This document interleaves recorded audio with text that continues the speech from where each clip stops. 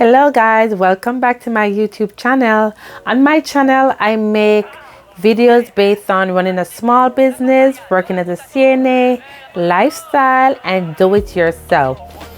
If this sounds like something you're interested in, come and be a part of the family. Please hit that subscription button. So I've been a CNA for over 14 years, and my favorite department to work as a CNA is in long term. I don't know, it's just something about long term, getting that bond with that patient, getting to know the patient, finding out about the patient background and how they grow up and back in the days what they used to do. So I just love that about long term. I also like working in rehab, but in rehab I feel that like the patient, they don't stay for long, because most of the patient, they just come to get better, maybe from after getting a heart surgery or a hip replacement, and they're only there for a period of time, and then after that they go back home. So in long term, you get to bond with the patient, more about the patient. So I love that about long term. So today I'm going to be talking to you about 5 important things you need to know working as a CNA. So number 1, always ask if there's any changes before you perform care on your patient.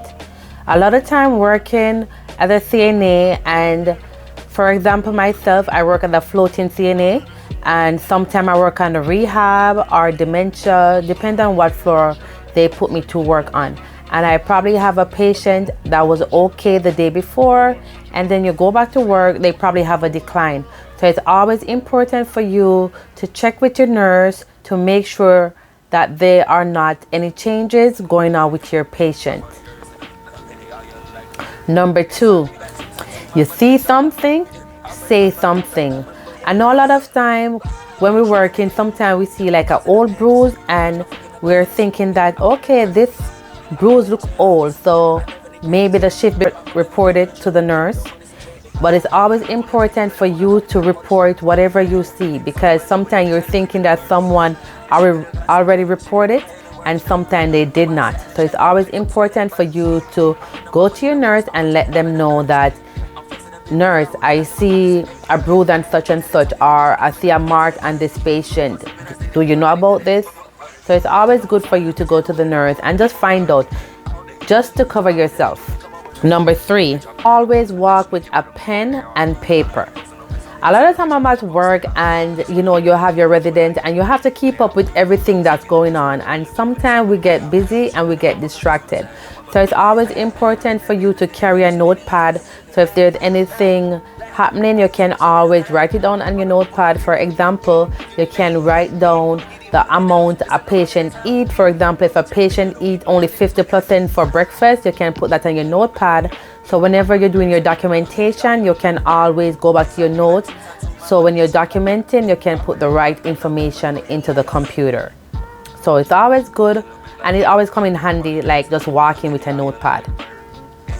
Number 4, walk with extra scrub. Yes, I said it. Walk with extra scrubs. I can't tell you how many times I have accident and like while working on a patient, and my extra scrub saved me. I remember one day I was working and it was after 12 and I was changing a patient, and when I turned that patient to give care, that patient vomit and that stuff shoot out like an exorcist. Like when you're watching that exorcist movie and you see how when that demon shooting out all that stuff from the mouth.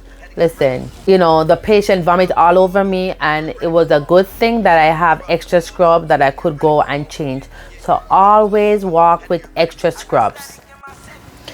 Number 5, always check your patient dietary slip before giving them food, because we as humans, sometimes we make mistakes, and you just want to make sure that you are feeding your patient the right things.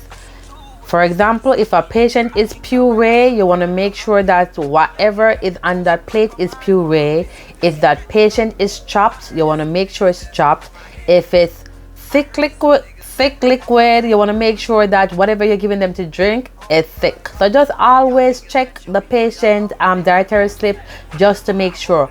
And one important thing is to always check their wristband to make sure that the name matches the tray that you're about to serve.